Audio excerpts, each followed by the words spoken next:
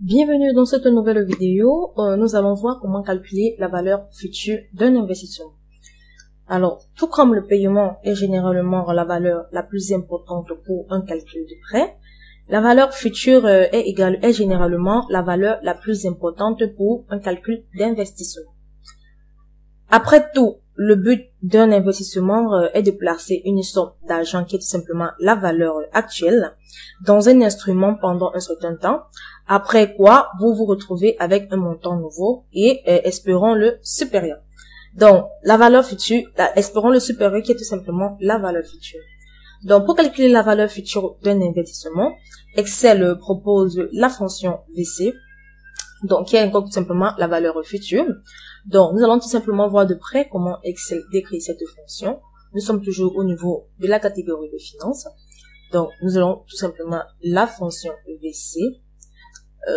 Voilà.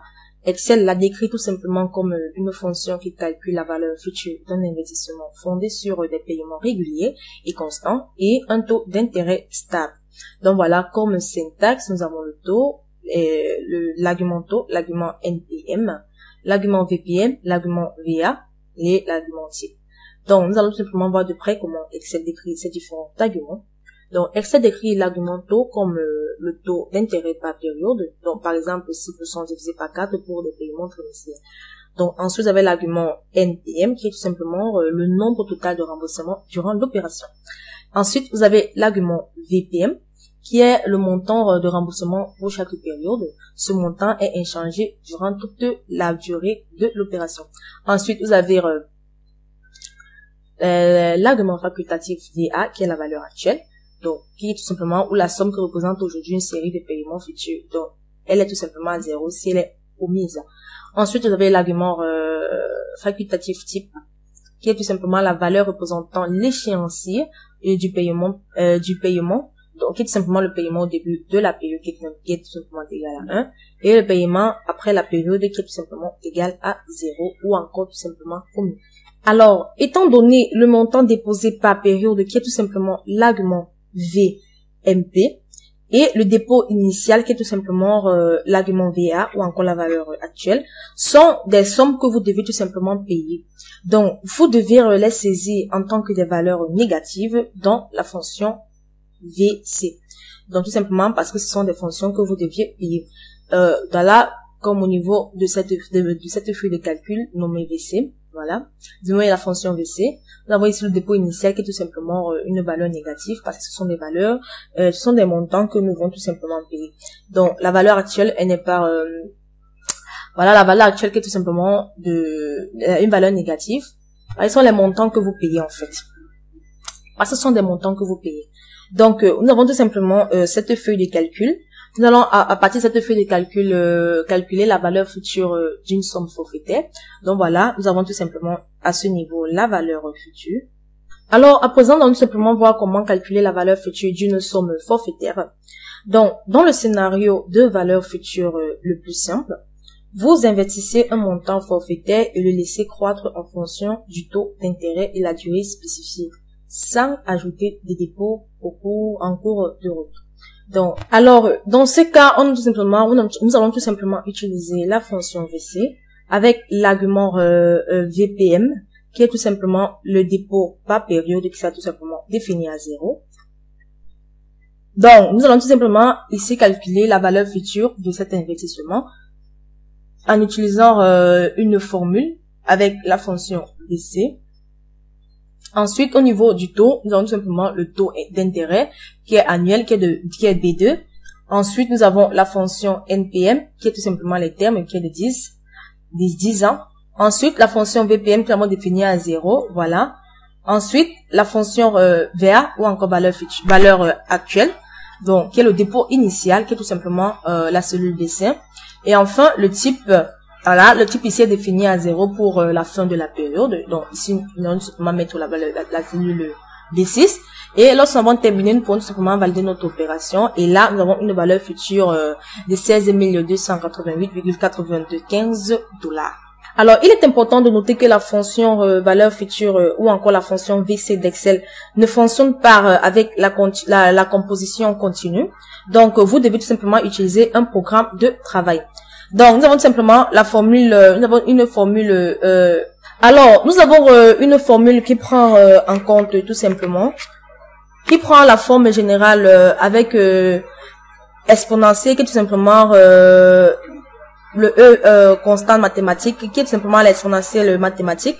Donc là, ici, nous avons tout simplement la valeur actuelle, que nous avons tout simplement multiplié à l'exponentielle, le taux, multiplié par la fonction NPM.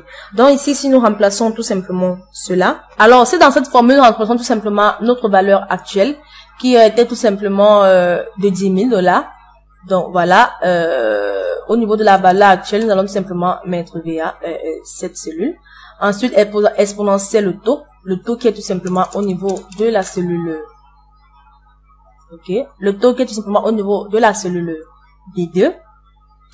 Et ensuite, vous avez tout simplement l'argument NPM. Alors, l'argument NPM qui est tout simplement le thème. Donc voilà, à ce niveau, nous allons tout simplement entrer la cellule B3. Donc voilà, nous pouvons tout simplement valider notre opération.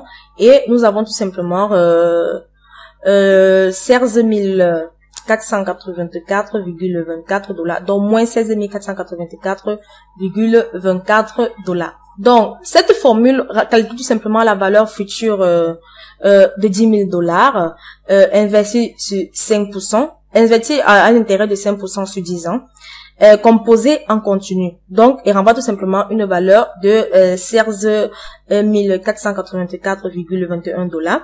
Donc, voilà la formule qui pourra tout simplement calculer la valeur future ayant un composé continu. Donc, si vous souhaitez calculer la valeur future avec une composition, avec la composition continue, il vous suffit tout simplement d'utiliser cette formule pour faire ce calcul. Alors, ensuite, nous allons tout simplement voir comment calculer la valeur future d'une série de dépôts. Donc, un autre scénario d'investissement courant consiste à effectuer une série de dépôts sur la durée de l'investissement sans déposer une somme initiale. Donc, dans ce cas, nous allons tout simplement utiliser la fonction VC avec comme argument VA nul. Donc, dans cet exemple, nous avons simplement cette feuille de calcul qui illustre bien cela, avec un taux d'intérêt annuel de 5%, le terme qui est de 10%, les dépôts par mois. Donc voilà, ici, nous n'avons pas un dépôt initial directement. Donc chaque mois, la personne vient verser 100 $. Et le type de dépôt doit simplement être défini sur 0. Donc voilà, nous allons simplement utiliser, calculer la valeur future en utilisant la fonction VC. Donc, nous allons entrer notre formule avec la fonction VC. Ensuite, nous allons entrer le taux qui est de B2, que nous allons diviser par 12. Je vous expliquerai pourquoi tout à l'heure. Ensuite, nous avons le B3 que nous allons multiplier par 12. Si vous vous souvenez bien, dans de précédentes vidéos, nous l'avons beaucoup expliqué. Ensuite, vous avez la VMP, l'argument VPM, voilà, qui est tout simplement de B4. Voilà, qui est le dépôt par mois. Voilà. Ensuite, vous avez la valeur actuelle qui est de 0. Et enfin, le type de dépôt qui est tout simplement de 0. Donc là, nous pouvons fermer notre parenthèse. Voilà. Alors, comme vous pouvez le constater, le taux et la durée sont tout simplement convertis en montant mensuel. Donc, c'est la raison pour laquelle ici, nous avons plutôt des dépôts annuels. Et là, le terme annuel. Mais nous avons le taux d'intérêt annuel, autant pour moi, et les termes annuels, mais nous avons un dépôt mensuel. Donc, c'est la raison pour laquelle nous divisons le taux d'intérêt, donc là, divisé par mois. Donc, voilà, nous allons diviser par 12 pour avoir un taux mensuel. Et ensuite, les termes en année, là, ils avons tout simplement 10 ans. Donc, voilà, nous multiplions par 12 pour avoir le nombre de mois sur 10 ans. Donc voilà, c'est la raison pour laquelle il est tout simplement diviser le taux par 12 et multiplier les termes par 12. Donc voilà, en quelque sorte, tout simplement parce que nous avons tout simplement un dépôt mensuel. Donc ici, c'est précisé dépôt par mois. Donc lorsque nous avons terminé, nous pouvons tout simplement valider notre opération et Excel affiche tout simplement la valeur future qui est de 15 528,23 $. Donc voilà en quelque sorte comment calculer la valeur future d'un investissement sur une série de dépôts. Donc ce qui fait donc que à chaque mois vous venez déposer 10 000 $. pendant un taux d'intérêt annuel de 5% et un terme des années de 10 ans. Donc voilà, vous avez tout simplement votre valeur future qui est de 15 528,23 $. Alors, à présent, nous allons tout simplement voir comment calculer la valeur future d'un montant forfaitaire plus le dépôt. Donc, tout à l'heure, nous avons vu comment calculer la valeur future, la valeur future d'une somme forfaitaire. Donc, déjà là, au début, nous avons une somme, bam, nous avons une valeur future que nous avons déposée à la base, sans un dépôt par période équivalent de 0%. Ensuite, nous avons vu comment nous n'avons pas de valeur actuelle. Donc, la valeur actuelle était de 0. Et nous faisons tout simplement un dépôt chaque mois. À présent, nous allons tout simplement voir comment avoir un dépôt initial et venir chaque mois ajouter une somme de notre dépôt initial.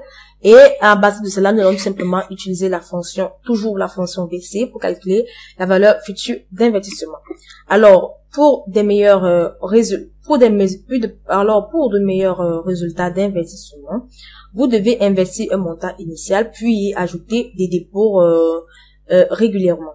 Donc, dans ce scénario, vous devez tout simplement spécifier tous les arguments de la fonction VC, sauf le type. Voilà, le type est toujours défini à 0. Donc, nous avons tout simplement cette feuille de calcul qui illustre bien cela. Donc, qui va tout simplement calculer la valeur future d'une somme forfaitaire plus une série de dépôts. Donc, nous allons tout simplement la calculer sur un intérêt de 5% par an et pendant 10 ans. Donc, voilà, nous allons tout simplement calculer la valeur future de l'investissement en utilisant la fonction VC. Ensuite, nous allons entrer nos arguments, le taux. Voilà, que nous allons diviser par 12.